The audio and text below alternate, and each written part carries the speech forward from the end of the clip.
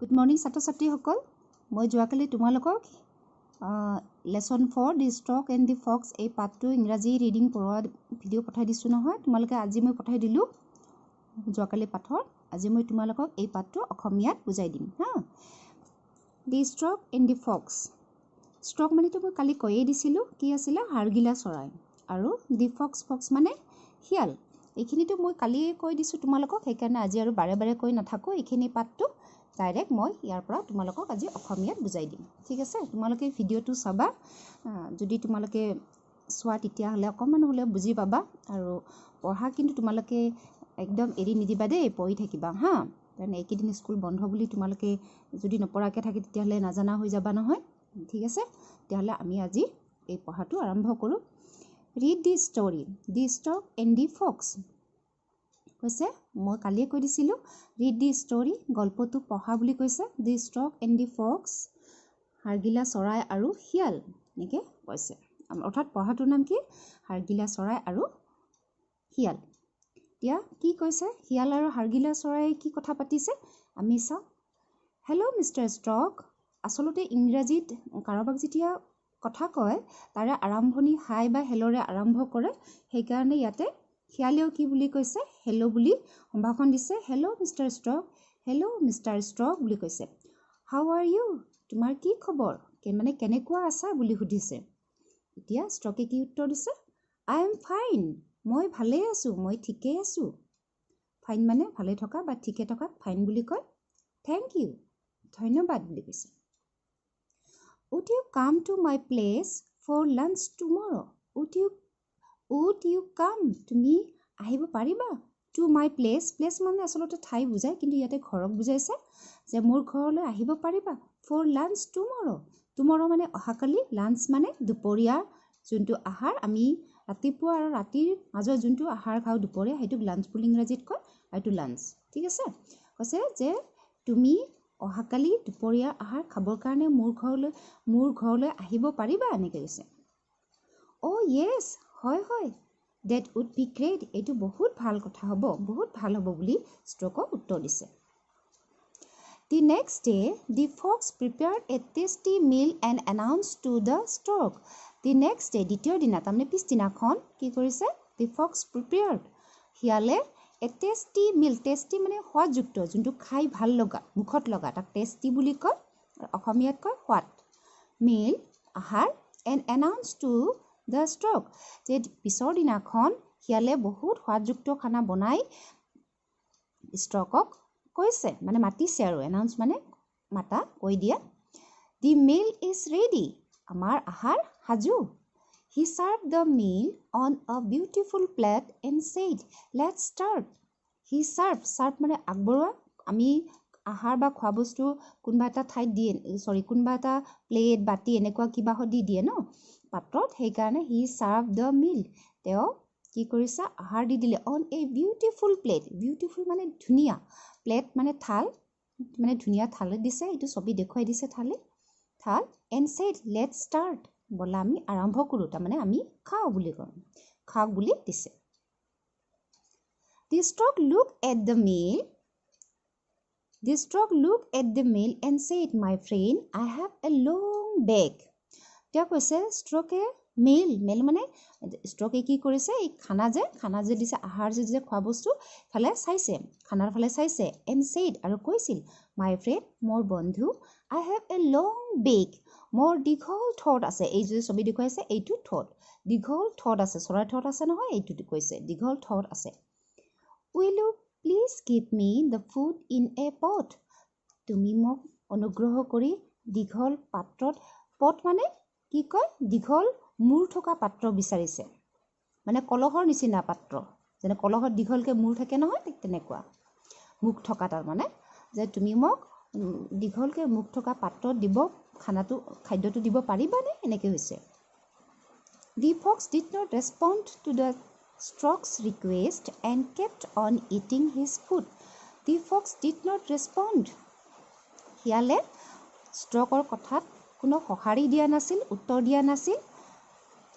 To the Stork's request, তাৰ অনুৰোধ, অৰ্থাৎ ষ্ট্ৰকৰ অনুৰোধ কোনো উত্তৰ দিয়া নাছিল, and kept on eating his food, আৰু অকল তেওঁৰ খানা খাই আছিল, তেওঁৰ খাদ্যহে খাই আছিল। তাৰমানে ষ্ট্ৰকৰ যে অনুৰোধ কৰিছে এটা পাত্ৰত, অৰ্থাৎ দীঘল মুখৰ পাত্ৰত খানাটো দিব পাৰিবনে বুলি অনুৰোধ কৰা, সেই অনুৰোধটো একো উত্তৰ দিয়া নাছিল আৰু নিজৰ খানাটোহে খাই আছিল, মানে নিদিয়াকৈ খানা খাই আছিল নিজৰটো।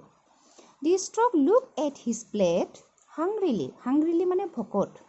The stork look at his plate hungrily, ষ্ট্ৰকে তেওঁৰ থালৰ ফালে ভোকেৰে চাইছিল, কাৰণ খাব নোৱাৰে, প্লেটৰ পৰা উঠাই উঠাই খাব নোৱাৰে হাংগ্ৰি, কি কয় হাৰগিলা চৰায়ে ষ্ট্ৰকে। He could not eat anything, আৰু তেওঁ একো এটা খাব নোৱাৰিলে, প্লেটৰ পৰা উঠাই সি একো খাব নোৱাৰিলে। He left the house of the fox hungry and sad, তেওঁ লেফ্ট দ্য হাউচ এৰিছিল, ঘৰ এৰা, তাৰমানে কাৰ ঘৰ এৰিছিল, শিয়ালৰ ঘৰ এৰিছিল, অফ দ্য ফক্স শিয়ালৰ ঘৰ এৰি গৈছিল, হাংগ্ৰি এণ্ড ছাড ভোকত আৰু দুখত তেওঁ শিয়ালৰ ঘৰ, ফক্সৰ ঘৰ এৰি গৈছিল। তাৰপিছত আছে কি, এ ফিউ ডেজ লেটাৰ, কিছুদিনৰ পিছত এইবাৰ ষ্ট্ৰকে কৈছে, hello' how are you, why don't you come to my house for dinner today. Hello' how are you, আকৌ এই মানে ষ্ট্ৰকো হেল্ল' বুলি কৈছে, তোমাৰ কি খবৰ, তুমি কেনেকুৱা আছা বুলি কৈছে। Y don't you come to my house, তুমি কিয় মোৰ ঘৰলৈ নাহা ফৰ ডিনাৰ টুডে, আজি ৰাতি, ডিনাৰ মানে ৰাতিৰ খোৱা আহাৰ, মানে খোৱা আহাৰ, আজি ৰাতি খানা খাবৰ কাৰণে, মানে আহাৰ খাবৰ কাৰণে কিয় তুমি মোৰ ঘৰলৈ নাহা, এনেকৈ কৈছে। I am fine thank you, মই ভালেই আছোঁ, ধন্যবাদ বুলি কৈছে। I will be happy to come, মই আহিব পালে সুখী হ'ম, মানে আহিম বুলি কৈছে আৰু ইয়ালৈ। Date evening the stroke prepared a tasty মিল, আৰু সেইদিনা গধূলি ষ্ট্ৰকে কি কৰিছিলে, বহুত সোৱাদৰ খানা বনাইছিল, মানে খাদ্য বনাইছিল। হি serve it in a pot with a long and থিন নেক, ছবিত দেখুওৱা নিচিনা এনেকুৱা পাত্ৰত, দীঘল মুখৰ পাত্ৰত কি কৰিছিলে, তেওঁ খানাটো দি দিছিলে, মানে আগবঢ়াইছিলে শিয়ালক। He then invited the fox to have the food, আৰু তেতিয়া তেওঁ মানে দিয়াৰ পাছত শিয়ালক খানা খাবৰ কাৰণে মাতিছিল। You are not eating properly, তুমি ভালদৰে খানা খোৱা নাই। আৰ্ন ইউ ফিলিং ৱেল, তোমাৰ গাটো ভাল নহয় নেকি, এনেকৈ যেতিয়া শিয়ালে মুখৰ মানে এনেকুৱা দীঘল গলৰ মানে কি কয় পাত্ৰত খাব পৰা নাছিলে, তেতিয়া তেনেকৈ কি কৰে, হাৰগিলা চৰায়ে ষ্ট্ৰকে ফক্সক সুধিছিল, অ' আই এম ফাইন, মই ভালেই আছোঁ। ইটছ অনলি দ্য পট, এইটো একমাত্ৰ পাত্ৰৰ কাৰণে। I can not eat from the pot, মই এই পাত্ৰৰ পৰা খানা কি খোৱা বস্তু খাব পৰা নাই। May I have a plate please, মই এটা থালত পাম নেকি, মই এটা থাল পাম নেকি বুলি সুধিছে, অনুগ্ৰহ কৰি মই এখন থাল পাম নেকি। দি ষ্ট্ৰক ডিড নট ৰেছপণ্ড, ষ্ট্ৰকে একো উত্তৰ দিয়া নাছিল। হি kept on eating his food, আৰু তেওঁৰ খানা খাই আছিল। এইবাৰ শিয়ালে যেতিয়া বিচাৰিছে, তেতিয়া এই একো উত্তৰ নিদি অকল নিজৰ খানা নিজে খাই আছিল তাৰমানে। নাও দি Fox remember how he had treated the stroke at his home, এতিয়া শিয়ালে মনত পৰিছিল, ৰিমেম্বাৰ্ড মানে মনত পৰিছিল, হাউ হি হেড ট্ৰিটেড মানে ব্যৱহাৰ কৰা, তেওঁ কেনেকৈ ষ্ট্ৰকক নিজৰ ঘৰত ব্যৱহাৰ কৰিছিল সেই কথা মনত পৰিছিল। এট হিজ হোম, তেওঁৰ ঘৰত কেনেকৈ ষ্ট্ৰকক ব্যৱহাৰ কৰিছিল সেই কথা শিয়ালৰ মনত পৰিছিল, অৰ্থাৎ ফক্সৰ মনত পৰিছিল। He realise that others treat you the way you treat them, তেওঁ বুজি পাইছিল যে আদাৰ্ছ ট্ৰিট ইউ, তোমাক আনে তেনেকৈ ব্যৱহাৰ কৰিব, the way you treat them, যেনেকৈ তুমি তেওঁক ব্যৱহাৰ কৰে বুলি কৈছে। তাৰমানে তুমি আনক যেনেকৈ ব্যৱহাৰ কৰে, আনেও তোমাক ঠিক তেনেকৈ ব্যৱহাৰ কৰে বুলি তেওঁ বুজি পাইছিল, কোনে, শিয়ালে অৰ্থাৎ ফক্সে।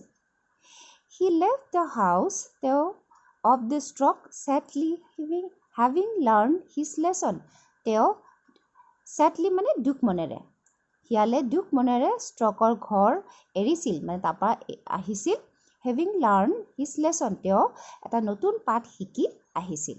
এইখিনিয়ে হৈছে থুলমূলকৈ ইংৰাজীৰ অনুবাদ। তোমালোকে ভিডিঅ'টো চাবা, চাই পঢ়িবা, আৰু যদি কিবা বুজি নাপায় তোমালোকে মোক গ্ৰুপত মেছেজ কৰি সুধিবা, মই আকৌ লাগিলে বুজাই দিম তোমালোকক। ঠিক আছে, তোমালোকে এই পাঠটো ভিডিঅ'টো চাই পঢ়িবা, ঠিক আছে।